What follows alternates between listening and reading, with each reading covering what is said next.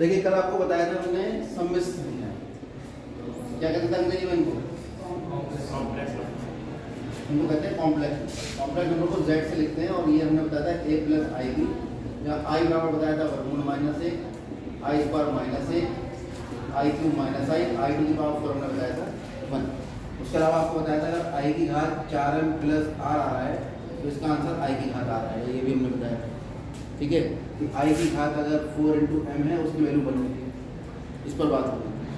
फिर कल जब z हमने बताया था कि रियल पार्ट ऑफ z वो a होता है और इमेजिनरी पार्ट ऑफ z वो b होता है, इस पर भी बात है। अब कल हमने ये बात आपको नहीं बताई, ये x डैश ये y, ये जो रियल पार्ट है x z का और जो इमेजिनरी पार्ट है, तो क्यों ना मैं इसको x और y एक्स पे ले लूँ। ये आएगा रियल पार्ट ऑफ z के लिए और ये आएगा इमेजिनरी पार्ट ऑफ z। इसका मतलब अगर कोई बिंदु हम लेते हैं x, y, वो एक्चुअली क्या होगा, वो होगा real part of z, imaginary part of z। बात समझ आ रही? तो अगर रियल पार्ट ऑफ यानी कोई भी बिंदु है उसमें पहला जो x निर्देशांक है वो रियल पार्ट है और जो y निर्देशांक है वो इमेजिनरी पार्ट है, तो हम तुरंत एक बिंदु से हमेशा एक कॉम्प्लेक्स नंबर बना सकते हैं। इससे क्या पता लगा, every point on the plane correspond with a complex number, यानी इस प्लेन में जितने भी बिंदु हैं उन बिंदुओं के संगत दुनिया में कोई ना कोई सम्मिश्र संख्या उपस्थित है। आप कहीं भी कोई बिंदु ले लो, मान लीजिए मैं बिंदु लिख रहा हूं यहाँ पे 4, -3, तो इसका कॉम्प्लेक्स नंबर कितना बना, 4 - 3 है। यहाँ बिंदु लिखा मैंने 5, 0, तो कॉम्प्लेक्स नंबर कितना बना, 5। कहीं लिखा है 0, 3, तो कॉम्प्लेक्स नंबर कितना बना, 0 + i3 यानी 3i। यानी कहीं भी कोई बिंदु ले लो, 0, 0 ले लो, तो कॉम्प्लेक्स नंबर कितना बना, 0 + 0i यानी 0। तो क्या अब सवाल ये उठता है, जब हम नंबर कह रहे हैं तो संख्याओं की तुलना हो सकती है, संख्या ऋणात्मक भी होती है, धनात्मक भी होती है। ठीक है, तो क्या कॉम्प्लेक्स नंबर भी ऐसे होते हैं, ऋणात्मक कॉम्प्लेक्स नंबर, धनात्मक कॉम्प्लेक्स नंबर, कौन सा नंबर बड़ा है कौन सा नंबर छोटा है। अब क्योंकि कॉम्प्लेक्स नंबर का निर्माण एक बिंदु से हो रहा है, तो कॉम्प्लेक्स नंबर की जो इन्फॉर्मेशन होगी वही बिंदु की इन्फॉर्मेशन होगी। तो क्या एक बिंदु दूसरे बिंदु से बड़ा हो सकता है, 4, 3, 2, 1 से बड़ा हो जाएगा बिंदु, दिमाग लगाओ, नहीं हो सकता। वो तो बिंदु के निर्देशांक है, वो तो बिंदु जहां जिस जगह है उसकी वैल्यू है, वैल्यू भी नहीं है, वो तो निर्देशांक है, निर्देश करने वाले अंक। तो जो चीज निर्देश करने वाले अंक है वो कैसे बड़े छोटे हो जाएंगे। बात समझ आ रही है? जैसे लोकेशन होती है, गूगल पे आती है लोकेशन लैटिट्यूड लॉन्गिट्यूड में, तो वो जो लोकेशन है वो किसी की बड़ी छोटी लोकेशन कैसे हो जाएगी, मेरी लोकेशन बड़ी तुम्हारी लोकेशन छोटी है, हो जाएगा क्या ऐसा? ऐसे ही कॉम्प्लेक्स नंबर की भी तुलना नहीं हो सकती। आपका ये कॉम्प्लेक्स नंबर बड़ा है, ये कॉम्प्लेक्स नंबर छोटा है, कुछ संभव नहीं है। हाँ, कॉम्प्लेक्स नंबर का रियल पार्ट की तुलना हो सकती है, कॉम्प्लेक्स नंबर के इमेजिनरी पार्ट की तुलना, कॉम्प्लेक्स नंबर की तुलना नहीं हो सकती। तुलना किसकी हो सकती है, उनके रियल पार्ट की या उनके इमेजिनरी पार्ट। रियल पार्ट को क्या कहते हैं, एक्स निर्देशांक, और इमेजिनरी पार्ट को क्या कहते हैं, वाई निर्देशांक। दिमाग में बैठ गई बात। अब इसका मतलब ये हुआ कि जब हमने एक बिंदु को एक कॉम्प्लेक्स नंबर से निरूपित कर दिया तो निर्देशांक ज्यामिति पूरी लग जानी चाहिए, क्योंकि बिंदुओं पर निर्देशांक ज्यामिति लगती है। और सबसे पहले हमने पढ़ा निर्देशांक निकालना, वो चलो हमें पता है x, y। ठीक है, उसके बाद उस बिंदु की मूल बिंदु से दूरी। ठीक है, अगर हम इस बिंदु की यहां से दूरी निकालना चाहें, ये O कहते हैं, ये बिंदु P कहते हैं, जिसके निर्देशांक कितना है, x, y। तो अगर मैं x पे यहाँ लंब डालूंगा तो ये दूरी x हो जाएगी और ये दूरी y। बात समझ आ रही? तो आप ये बताओ OP का मान कितना होगा, OP का वर्ग होगा x का वर्ग प्लस y का वर्ग, और OP कितना आ जाएगा, वर्गमूल x² + y², जहां x और y क्या है। अगर मैं कॉम्प्लेक्स नंबर की बात करूं, जिस बिंदु से निरूपित हो रहा है वो है x + i, तो आप कहेंगे z बिंदु x, y से संबंधित क्या है, सम्मिश्र संख्या है। तो आप इसका उल्टा भी तो बोल सकते हो, सम्मिश्र संख्या से संबंधित बिंदु हो सकता है। तो अगर हम किसी सम्मिश्र संख्या से संबंधित बिंदु की दूरी मूल बिंदु से निकालना चाहें, यानी मूल बिंदु 0,0 से z बराबर x प्लस आई वाई से निरूपित बिंदु कौन सा होगा? x, y। अरे इतना क्यों सोच विचार कर, z बराबर x प्लस आई वाई है तो इससे संबंधित बिंदु कौन सा होगा? x, y। x क्या है? रियल पार्ट, y क्या है? Imaginary part. तो real part comma imaginary part आपका बिंदु बनता है। तुरंत आपने बता दिया कि इससे संबंधित बिंदु होगा x, y। इसकी दूरी निकल के क्या आएगी? कि दूरी सममित संख्या z का मापांक कहलाती है। क्या कहलाती है? और दूरी आई कितनी है भाई?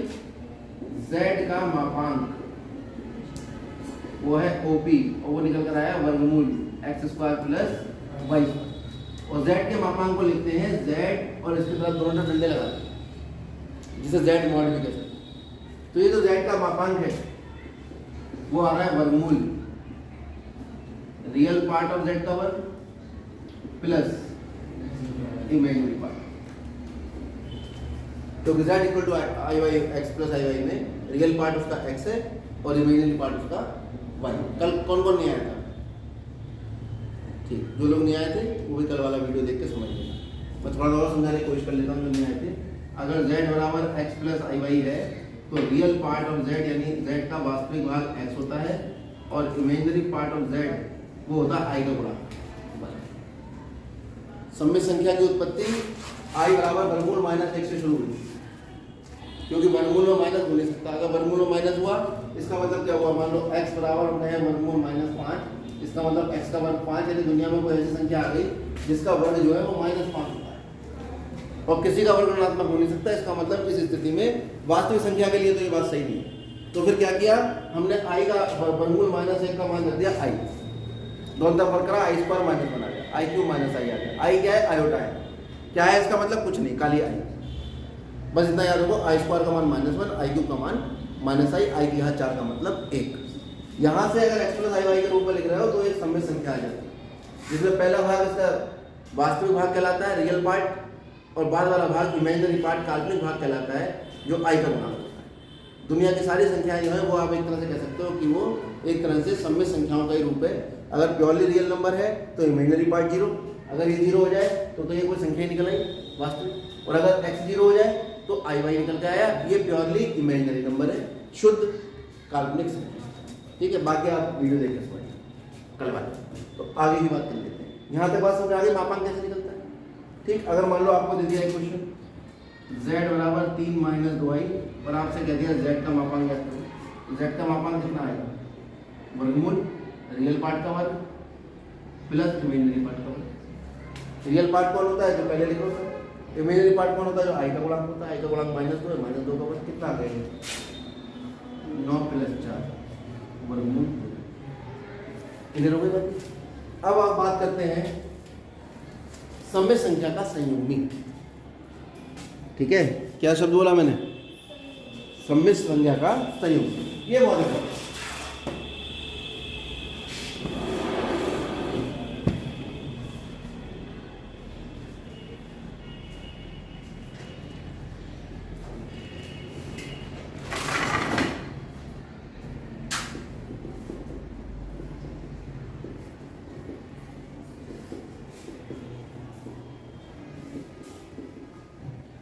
क्या होता है सममित संख्या का संयुग्मी?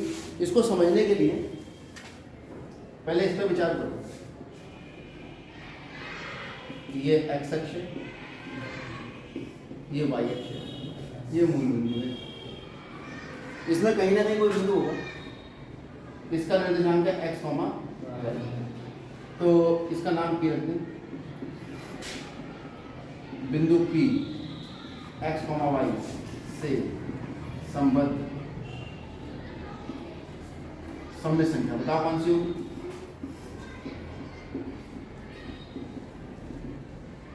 कितनी आएगी? इस बिंदु से संबद्ध सममित संख्या कौन सी होगी?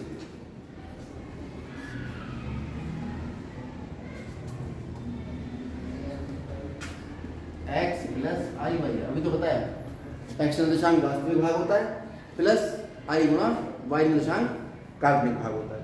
और हर बिंदु से हम एक सममित संख्या की निर्देशना कर सकते हैं। पहले एक्स लिखो प्लस आई गुणा वाई, तो इस बिंदु से संबद्ध सममित संख्या ये आ गई तो सही। अगर मैं एक्स अक्ष को एक मिरर मान लूँ, क्या मान लूँ, तो बिंदु P का z एक्स अक्ष में प्रतिबिंब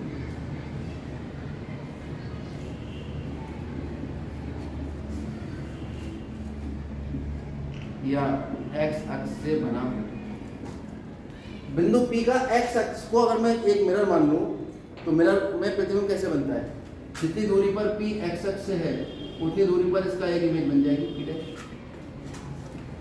ठीक है, P डैश। अब P डैश का निर्देशांक बताओ,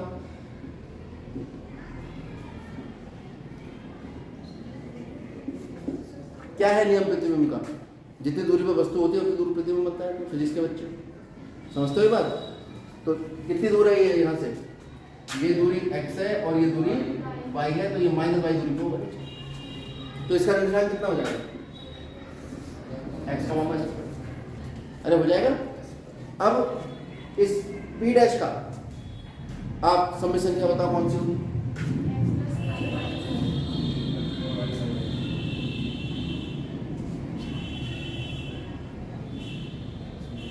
यानी कॉम्प्लेक्स नंबर, वो आ जाएगी x plus minus y into i, यानी कुल मिला के x माइनस वाई आई या x माइनस आई वाई। समझ आया? इसी को कहते हैं बिंदु P का प्रतिबिंब जो P डैश हो रहा है, ठीक है, इससे संबद्ध जो संख्या आएगी वो कहलाएगी संयुग्मी। क्या कहलाएगी? यही है z का संयुग्म। z का संयुग्म जो होता है एक्चुअली, दिमाग में अगर आप बैठाओ चीज को, तो x अक्ष से उस बिंदु का प्रतिबिंब निकालते हैं, ठीक। अब बात करते हैं रटने पर, ही तो समझने की बात हो गई। रटने का सिस्टम क्या है, z का संयुग्म लिखते हैं हम किससे, z बार से। z के ऊपर बार लगा दी, इसका मतलब क्या बन गया, z का संयुग्म। तो z अगर x प्लस आई वाई है तो z का संयुग्म जो होगा केवल i का निशान बदल दोगे। बच्चों को नहीं पता होता है कि x अक्ष में प्रतिबिंब बनता है, उनको बता दिया जाता है कि संयुग्म निकालो तो y का निशान बदल दो। जिसमें y नहीं है उसमें कुछ बदलने की आवश्यकता नहीं। बात समझ में आ गई? ठीक है, इसे कहते हैं कॉन्जुगेट।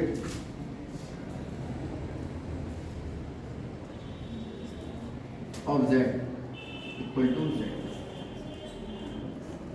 समझ आ गया इतना?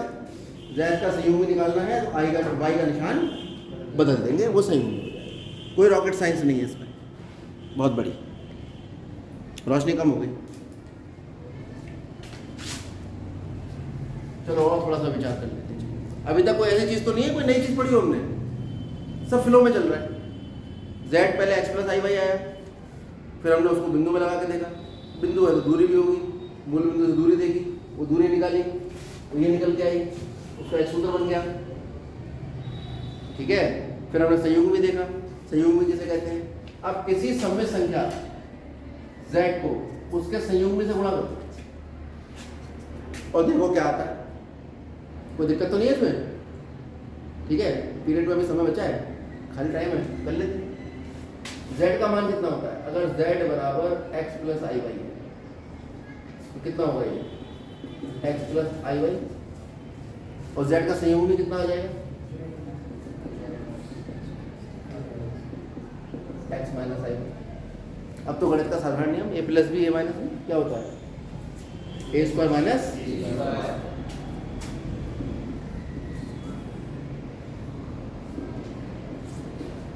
कितना आ गया, x square minus i square, और आई स्क्वायर कितना होता है,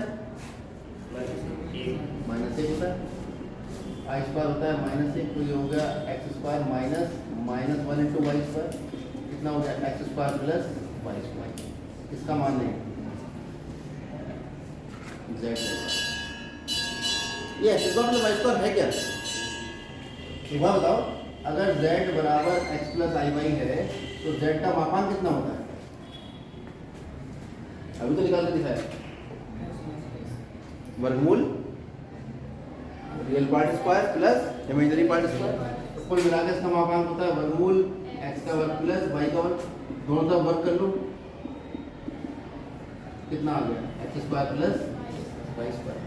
अब सो हमारे पास था z बार बराबर किसके था, x square plus y square के, ये किसके बराबर आ जाएगा, मॉड z। बहुत ही इंपॉर्टेंट है ये मापांक और सम्मित संख्या और उसके संयुग्मी में क्या संबंध होता है, वो ये संबंध है।